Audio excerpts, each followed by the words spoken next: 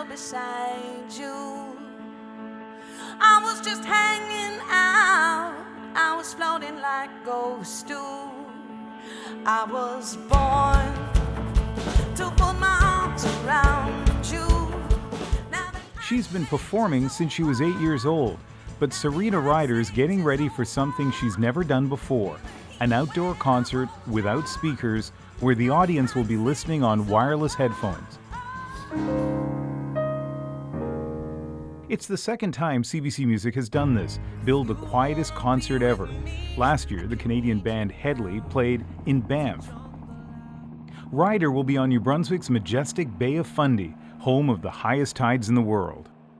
I don't think there's anything that's going to actually prepare me for what it's going to be like. You know, I've never been out there myself, so I don't know. I can only imagine what the show is going to be like. You know, people standing there with their headphones on in the middle of, you know, the lowest sea level. It's going to be, I think it's going to be very surreal, you know, for sure. It's like, I'm used to like big rock concerts with, you know, like big loudspeakers and stuff like that. With the strength of 1,000 soldiers, we can climb any mountain higher, higher, higher. It shouldn't come as a surprise that Ryder would seek out an unusual venue for her powerful voice and deeply personal lyrics. From the closing ceremony of the Pan Am Games to small music festivals, Ryder has played them all. All this pain. And here's an interesting twist. Even if you've never seen her in concert or listened to her on the radio or your phone, you've still likely heard her music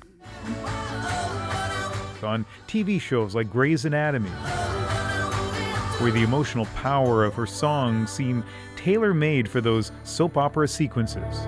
It's totally surreal. It's like, oh, my song's on the TV. Mom, my song's on television. It's really cool. I think it's awesome. It's all in how you get there. And then there are those ubiquitous ads. Remember when artists wouldn't want their music on commercials? In this multi-channel media world, Ryder is happy for the exposure.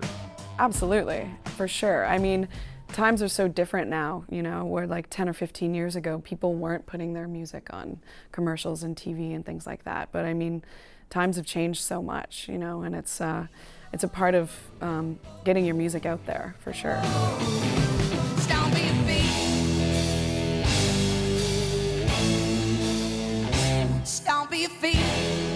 That Cadillac spot may have helped make Stompa one of her most recognizable songs in the United States.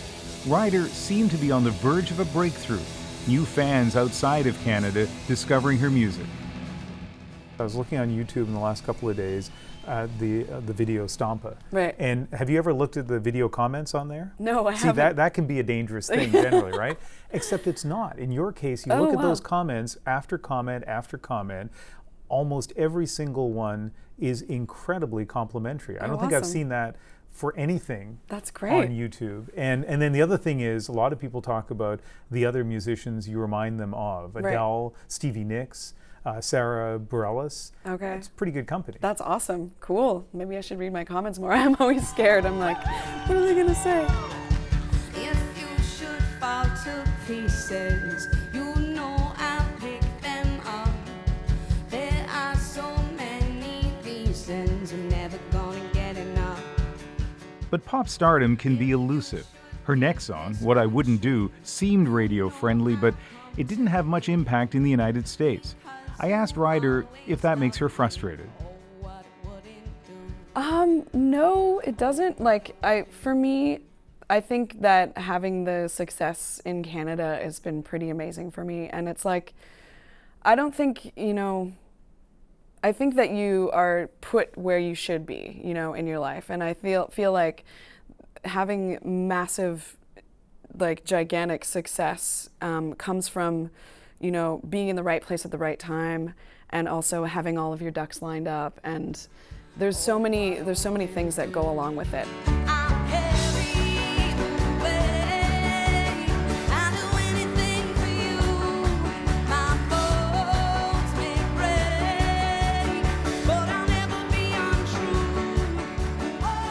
I started performing when I was 8 years old, and I performed at like Legions and motor hotels and different things like that, where I started really slow, and then I started at coffee shops, and and performed in small little places like that, in art galleries. And then I feel like my career has kind of gone like one step at a time. And with this last record, the success of the record was so phenomenal. I had no idea it was going to be that successful.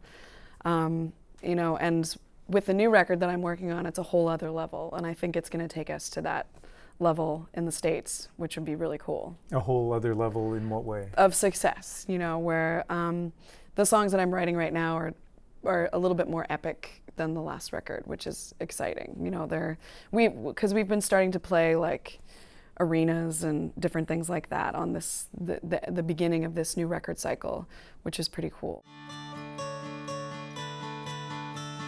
Slipping through a hole where the moon don't shine. And maybe for a talented performer with a distinctive voice, the timing of that album may be just right.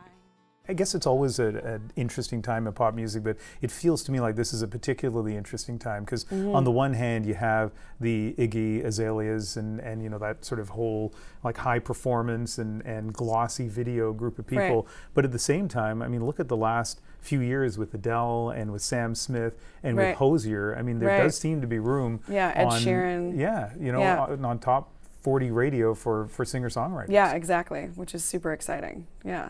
So nobody has to tell you to learn how to rap? Exactly. I already know how to rap. It's fine. It's not gonna be on my record.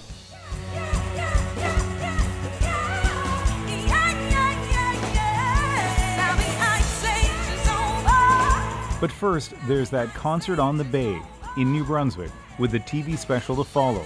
Just one more unusual place for Ryder to play her music.